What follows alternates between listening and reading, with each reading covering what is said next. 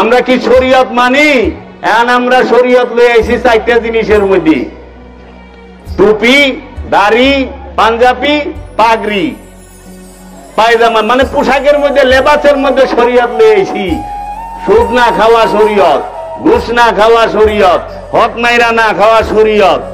এই শরীয়ত কয়জনে পালন করে? যে সুদ খায় হেরও দাঁড়িয়ে আছে, যে ঘুষ খায় হেরও দাঁড়িয়ে আছে, টুপি আছে।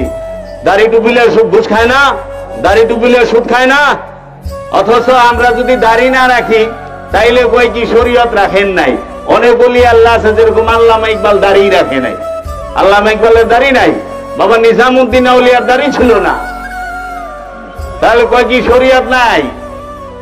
আমার দয়াল মুর্শিদ বাবা কালান্দার জাহাঙ্গীর তিনি দাড়ি মোবারক রাখেন নাই, কই শরীয়ত নাই। তাই বললাম শরীয়ত এটা হলো লেবাস। এই লেবাস, এই দাড়ি চুল